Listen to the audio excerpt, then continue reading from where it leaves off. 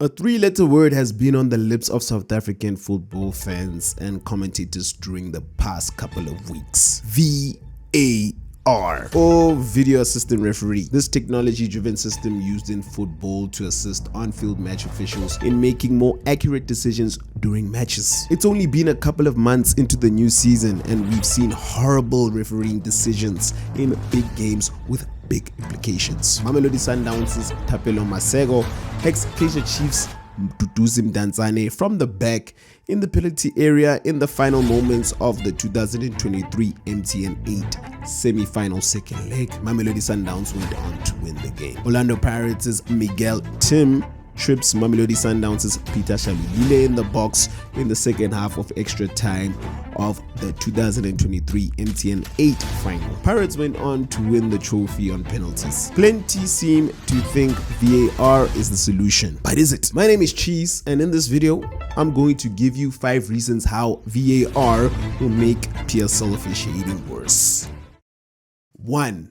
Availability. I'm not going to get into the costs of VAR. A great short video by Cash and Sports gives you all the numbers. I do, however, have to say it's pretty expensive unless we are going to build a few more world-class stadiums. As of right now, not every South African stadium where PSL games are played can accommodate VAR. VAR setup in stadiums can include over 30 cameras and more than 100 support personnel. Types of cameras used may include broadcast cameras, slow motion cameras, high definition wide angle and tight angle cameras, and offside cameras. Not having VAR at every DSTV Premiership game will bring in a bunch of problems and headaches.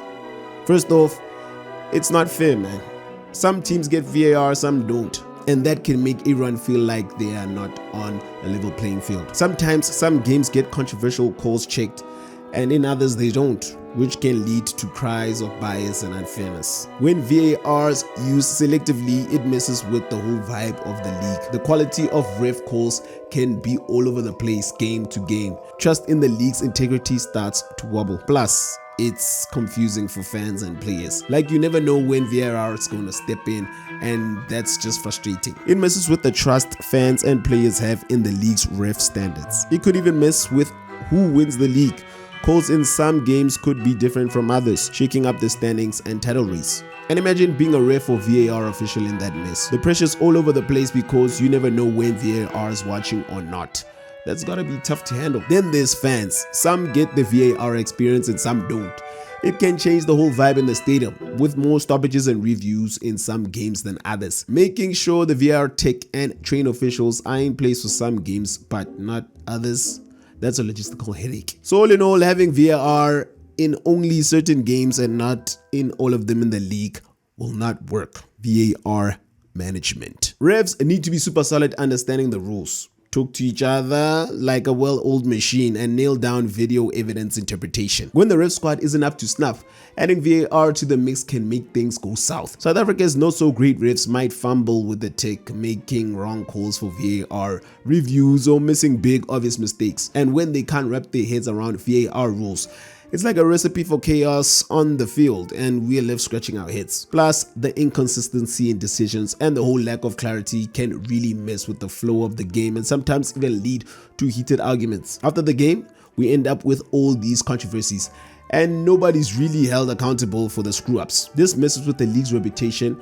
and our trust in how things are run. Consistency issues. Consistency goes out the window when you pair an iffy refereeing crew with VAR. It's like a roller coaster of good and bad decisions across the league. Some refs are on point while others seem lost out there. This causes a crazy gap in how they handle the game, especially when VAR steps in. It's like one might not know a handball from a headbutt while others are seasoned pros. And you guessed it, it leads to different calls from the same staff in different games. One match, a tackle is a red card, the next is just a foul.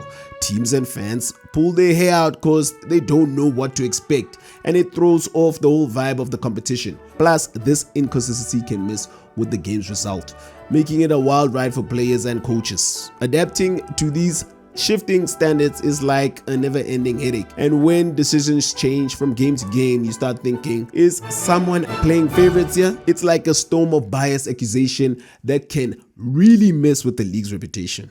increased controversy. The idea behind VAR is to catch and correct those big-time ref mistakes.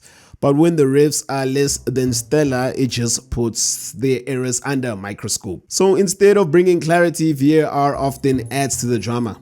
It's like it doesn't always clear up those gray area calls, leaving us arguing over what's right or wrong. Plus, sometimes refs don't even know the rules and VAR reviews can turn into a total mess. It slows down the game, annoys players and fans, and makes players go all out in protest, thinking VAR is just exposing the refs' screw-ups. The frustration levels go through the roof, and fans end up super unhappy with the whole officiating. And you know what's crazy? All this VAR drama grabs a ton of media attention, making people question the ref's standards and the role of tech in the game. It's like we're talking more about VAR calls than the player's skills. Confusion and delay.